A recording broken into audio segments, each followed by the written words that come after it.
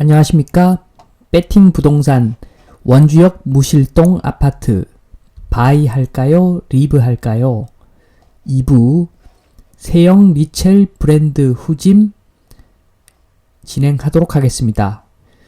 저번 시간에 1부 마지막에 제가 예고 드린 대로 오늘은 아파트를 짓는 과정, 그 다음에 이제 콘크리트 공사 이런 부분에 대해서 설명을 좀 드리면서 아파트에 대한 시각을 한 단계 좀 발전시키는 방향이 어떤 계기가 되었으면 합니다. 1부에서는 무실 세영 리첼 2차 수치적 분석을 하였고, 그 결과를 바탕으로 바이 할 것인가 리브 할 것인가에 대한 결론을 내었었죠. 오늘은 3번부터 진행을 하겠습니다. 3번 아파트 브랜드와 품질의 상관성. 아파트는 일단은 디자인 이야기를 하는데, 브랜드가 좋은 회사든 브랜드가 안 좋은 회사든 디자인은 사실 고만고만하죠. 그러니까 지금 컨트롤 C, 컨트롤 F 이렇게 제가 표기를 했는데, 이거 해본 사람은 좀 알 겁니다. 설계를 그냥 베끼는 거죠. 상세 도면까지 그냥 쫙 들고 와서 그대로 가는 겁니다, 그냥. 그래서 결론적으로 브랜드가 좋다고 디자인이 훌륭한 것만은 아니다. 핵심이 되는 구조 자체는 어차피 다 받아서 쓰고 하기 때문에 디자인의 차별성은 크지 않다는 말씀을 드리고, 2번 시공. 이 시공은 종합건설사가 한마디로 알고 있는 브랜드죠. GS건설이다, 삼성물산이다, 그런 유명한 건설사들. 그 건설사들이 종합건설사죠. 그 종합건설사는 그냥 얼굴 마담인 거죠. 얼굴 마담이고, 전문 건설사가 이제 시공 관리를 실질적으로 하겠죠. 그 다음에 실제 시공은 또 작업반이 할 거고, 물론 감리도 있고 하겠지만, 큰 흐름을 봤을 때 이렇다는 겁니다. 지금 이 2번 시공 부분을 제가 좀 더 자세히 설명드리겠습니다. 그림을 보시면 제일 위에 노란색이 종합건설사죠. 여러분이 알고 있는 건설사들, A건설, B건설, F건설 쭉 나가겠죠. 그리고 그 밑에 파란색이 전문 건설사입니다. 그래서 만약에 B건설에서 아파트를 짓는다 라고 하면 공종별로 쪼개서 전문 건설사한테 맡기겠죠.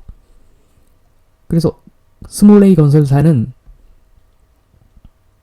토공 담당을 하겠죠. 땅을 파고, 또 흙이 모자라면 또 흙을 퍼서 메우고 이런 작업들을 A 건설사에서 할 거고, 그 다음에 스몰 B 건설에서는 또 기초, 지반이 약할 때는 파일을 박겠죠. 기초 파일을 박아서 기초를 튼튼히 하고, 그러고 나서 스몰 C 건설에서는 철근 콘크리트 공사를 진행을 하겠죠. 이게 여러분들이 아시는 아파트 본체라고 보시면 됩니다. 그리고 스몰 D 건설에서 마감을 하고, 스몰 E 건설에서는 조경을 하고, 그렇게 각 전문 건설사들이 각 분야에서 시공을 쭉쭉쭉 해서 그걸 다 모아서 B 건설사가 지은 아파트가 되는 거죠. 그리고 지금 어떻게 보면 핵심 공종인 스몰 C 건설의 철근 콘크리트 구조물 공사, 요 부분은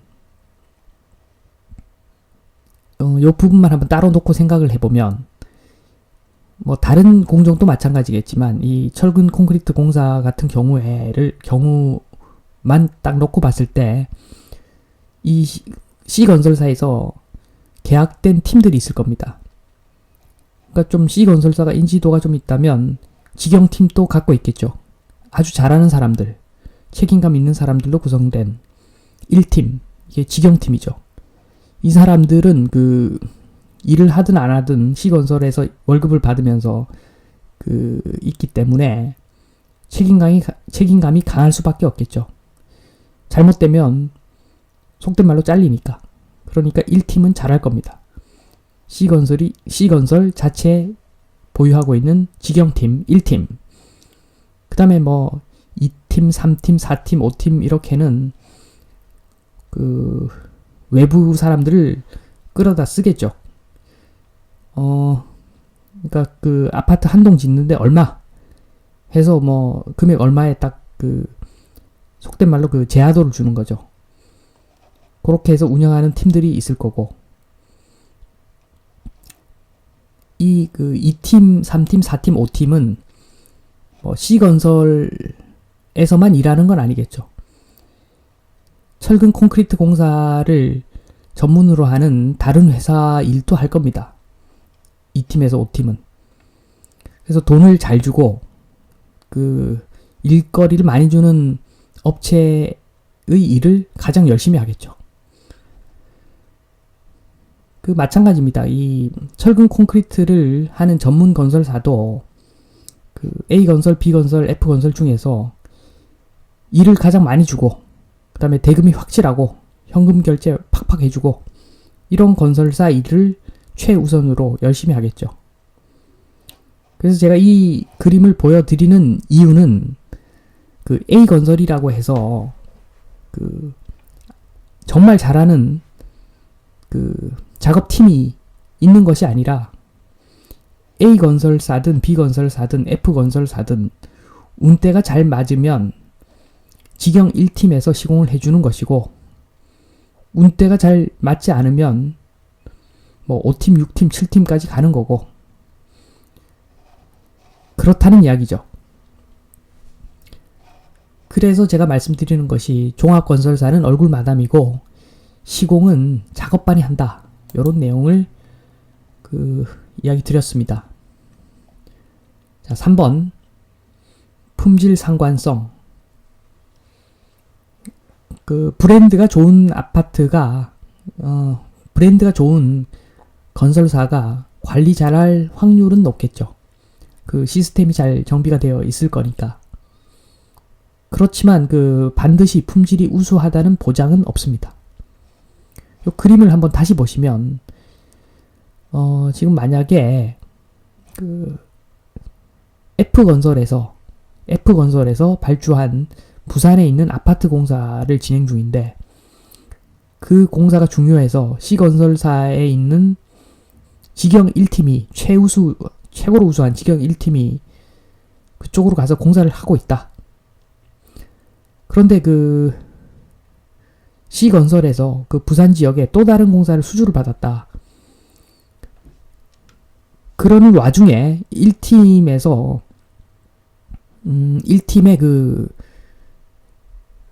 조장되는 사람이 1팀의 우두머리죠. 이 팀을 관리하는 사람이 부산에 집안이 부산에 거주를 하고 있는데 뭐 특별한 일이 생겨가지고 불가피하게 부산에 좀 더 머물러야 될 일이 생겼다 라고 하면 1팀에서는 그렇게 이야기하겠죠. C건설에다가 아니 우리 부산에서 좀 더 일하게 해달라. 정말 지금 나 부산에 있어야 된다. 이렇게 강력하게 주장을 하면 웬만하면 들어주겠죠. 그래서 A건설사에서 서울에 엄청난 공사를 따서 지어야 되는데 또 C건설사가 이 공사를 낙찰을 받아서 일을 해줘야 되는데 A건설사에서는 요구를 하겠죠. 최고의 팀을 보내라. 근데 C건설사 입장에서는 1팀, 직영 1팀이 최고로 우수한 팀입니다. 그렇지만 그 1팀에 있는 직원이 그렇게 사정을 이야기하면 A건설사 요구를 무작정 들어줄 수만은 또 없는 상황이 생길 수도 있는 겁니다. 그렇게 되면 뭐 2팀에서 5팀 중에서 시간 되는 팀을 보내서 공사를 하겠죠. 그래서 제가 말씀드리는 이야기가 A건설이라고 해서 반드시 품질이 우수하다는 보장이 없고 F건설사도 뭐 운이 좋으면 최고의 품질로 시공을 할 수 있다는 이야기입니다. 그렇기 때문에 그 브랜드와 품질이 이게 완전한 상관관계는 없다는 이야기죠. 브랜드가 좋은 그 건설사에서는 마무리는 아마 잘할 겁니다. 마무리는 잘할 수밖에 없는 게 뭐 브랜드 이미지도 있고 그 자금 여력도 충분하니까 그 철근 콘크리트 공사에서 뭐 개판을 치더라도 그 마감할 때 잘하면 뭐 결론적으로는 좋아는 보이겠죠. 일단은. 그렇지만 이 아파트에서 핵심은 철근 콘크리트 공사인데 그 철근 콘크리트 공사에 대한 보장은 절대 안 된다는 거죠. 그거를 한번 좀 더 짚고 가면 자 4번 콘크리트 공사의 특징. 콘크리트 공사는 그 1번 한 번 시공하면 되돌릴 수 없음. 수습은 가능하나 알고 보면 폐기물일 수 있음. 이 이야기가 앞서 이야기한 이야기와 일맥상통하는 이야기입니다. 마무리는 잘할 수 있겠지만 그 내부를 들여다보면 철근 콘크리트 공사가 개판이 되어 있을 경우에는 이거는 뭐 수습이 안 된다는 이야기죠. 이 부분을 그림을 통해서 한번 설명을 드리면 이 제일 좌측에 있는 그 회색 기둥이 아파트입니다. 뭐 준공하고 나면 깨끗하게 뭐 꾸미겠지만 알고 보면은 그냥 수산화칼슘 덩어리가 그냥 아파트라고 보시면 됩니다. 철근을 속에 포함하고 있는 수산화칼슘 덩어리가 아파트죠. 요걸 잘 살펴보면 이 시공 이음이 있을 겁니다. 물론 이게 제가 좀 된 이야기라서 요즘 아주 신공법 같은 경우에는 뭐 클라이밍 폼이라고 해서 자동적으로 이게 그 거푸집이 올라가면서 24시간 콘크리트 타설하는 체계도 있는 것으로 알고 있지만 이게 뭐 그렇더라도 조인트가 없을 수는 없을 겁니다. 이 종조인과 횡조인 뭐 여러 가지 조인이 있을 건데 어쨌든 조인트는 생기게 마련일 것이라고 보여지고 그 조인트가 없더라도 이 각 타설 단위마다 공급되는 콘크리트가 다를 겁니다. 이 콘크리트는 요리할 때 한번 생각해 보시면 됩니다. 이 물을 뭐 3바가지 넣고 시멘트를 5포대 넣고 골재를 2바가지 넣고 이렇게 막 섞어서 또 모래를 또 한 바가지 넣고 뭐 이런 식으로 그 음식할 때 생각하시면 됩니다. 섞어서 배합을 하는데 그 배합이 조금 잘못되거나 그 배합을 구성하는 재료들이 좀 잘못되면 그 콘크리트가 아주 그 품질이 나쁜 콘크리트가 생기겠죠. 그래서 이게 여기 보시면 색깔이 다 다릅니다. 이 콘크리트에 따라서 색깔이 다르고 뭐 극히 없는 일이기는 하겠지만 제일 위에 좀 높게 친 이런 부분 보시면 원래 기준 높이, 타설 높이가 있는데 오버해서 좀 빨리 쳐가지고 막 많이 올리기도 하고 이런 일이 뭐 완전히 없다고는 말 못할 겁니다 아마. 그래서 그 중에서 그 타설 단위 하나를 색깔 있는 표시를 해서 제가 나눴는데 이게 뭐냐 하면 원래는 한 번에 이걸 다 쳐야 되는데 뭐 하절기에 여름에 교통체증으로 콘크리트가 좀 배달이 늦게 와서 이 조인트가 생기지 않아야 될 부분에 이 조인트가 생긴다 라고 했을 때 이걸 뭐 어떻게 할 수가 없습니다. 이거 이미 이렇게 쳐버리면 이걸 뭐 다 부시고 다시 지을 수가 없죠. 부시면 부시는 대로 또 그 진동이 가기 때문에 그 하부에 기존에 쳤던 콘크리트도 또 크랙 갈 수도 있고 뭐 여러 가지 이유로 이걸 애지간하면 이걸 다시 그 부수고 다시 지을 수가 없죠. 이렇게 그 예기치 못한 조인트가 이렇게 생겨버리면 요거를 또 처리를 좀 잘 못하게 되면 뭐 심하면 누수가 되기도 하고, 그다음 뭐 이게 장기적으로 봤을 때 내구성 저하에 엄청나게 악영향을 주는 이 요소가 될 수가 있는 거죠. 이 부분입니다. 이 콘크리트라고 하는 게 이런 겁니다. 그래서 그 한 번 시공하면 되돌릴 수가 없는 것이 콘크리트이죠. 2번 강도, 시간 갈수록 단단해짐. 그렇죠. 흔히들 콘크리트는 튼튼하다라고 생각하시는 분들은 그 강도만 생각해서 그럴 겁니다. 시간 가면 점점 땅땅해져가지고 깨지지도 않는데, 맞죠? 나중에 그 브레이커로 깨도 잘 안 깨집니다. 시간 오래 지나면. 그게 강도가 강해져서 그런 거죠. 근데 그게 꼭 좋은 것만은 아닙니다. 3번 내구성, 시간 갈수록 맛이 감. 그렇죠. 그 열화가 진행되면 수산화칼슘이 탄산칼슘이 되어가는 거죠. 조금씩. 그래서 뭐 여러가지 유해물질도 배출을 하고, 또 내구성 저하로 특정 부분에 그 뭐 균열이 가기도 하고, 여러가지 안 좋은 일들이 시간 갈수록 생기는 거죠. 그래서 내구성을 생각을 하면 이 그 시간 지날수록 이 아파트가 안 좋아지는 건데, 강도만 생각하면 또 좋아지는 거죠. 여기서 그 오해가 좀 생기는 것 같습니다. 콘크리트는 무조건 좋다, 뭐 이렇게. 자, 5번 콘크리트 선호 이유. 1번 단단하니까. 그렇죠. 유지 관리비가 저렴하다는 어떤 그런 생각을 할 수가 있는 거죠. 시간 갈수록 단단해지니까. 요것은 조금은 잘못된 생각이죠. 그 내구성 저하로 환경 오염되고 뭐 이상한 물질들 배출하고 이런 거 생각하면 이게 콘크리트가 좋지가 않은데, 이 강도만 생각하니까 그 일단 내 돈 적게 들어간다 이런 생각이 있는 것 같고, 그래서 그 아파트는 돈다발에 딱 맞는 생각인 거죠. 아파트는 돈다발이기 때문에 추가로 돈 투입이 적게 되면 좋은 거야. 뭐 이런 개념 때문에 콘크리트를 선호하는 것 같습니다.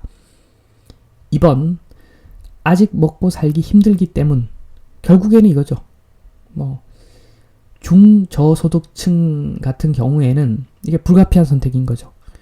뭐 다른 뭐 목조주택이나 이렇게 다른 주택에 비해서 뭐 유지관리비가 안 드니까 아파트가 좋죠. 뭐 저도 이쪽에 속합니다. 사실 뭐 중저소득층의 경우에는 불가피하게 아파트가 좋고 뭐 그렇게 아파트에 사는 거죠.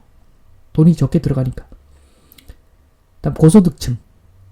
이 고소득층은 만약에 고소득층이 아파트 정말 좋아서 산다, 좋아서 나는 아파트에 산다 라고 하면 이 정말 불쌍한 사람들입니다. 알고 보면 뭘 좀 잘 모르는 거죠. 콘크리트에 대해서도 잘 모르는 거고, 돈은 많지만 문화적으로는 뭐 거의 극빈층 아니겠는가.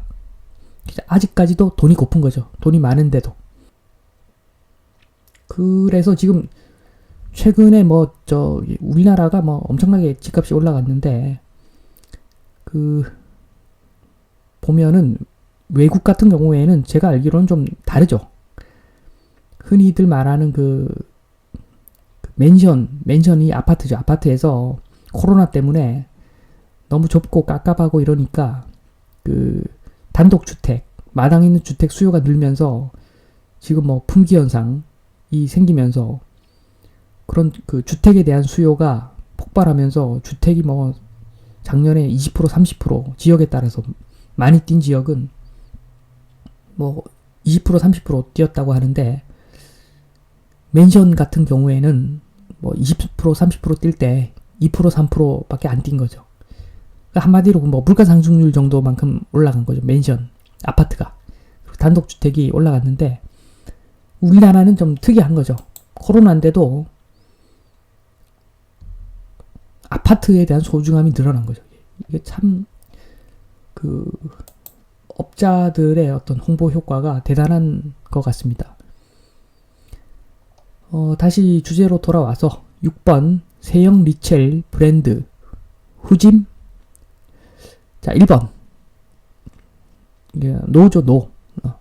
품질은 공사 관리한 사람들, 그러니까 그 작업반들, 직접 투입된 사람들 또는 뭐 그 아파트에 오래 살아본 사람들이 제일 잘 알죠. 이 브랜드하고는 무관합니다. 거의. 브랜드 좋은 아파트 중에서 난림공사 아파트들도 많죠. 살아보면 압니다. 2번 단지 아파트란 구조물이 후질 뿐. 그렇죠. 이 아파트는 앞서 설명드렸던 내용 보시면 정말 후지입니다. 근데 후지지만 저도 뭐 경제적 이유 때문에 어쩔 수 없이 살고 있을 뿐입니다. 3번 첨단 아파트? 그런 것은 없습니다. IT는 원가상 극히 일부분이기 때문에 큰 의미가 없고, 그 다음에 뭐 IT 기기들은 나중에 또 교체를 하면 되는 거고, 정말 아파트의 핵심은 철근 콘크리트까지의 품질이죠. 그러니까 토공하고 그 다음에 기초 파일을 받고, 그리고 철근 콘크리트 공사를 해서 완성되면 거의 그 아파트의 품질이 결정 나는 거죠. 그 철근 콘크리트 공사가 잘못되면 어떻게 나중에 할 수가 없는 거죠.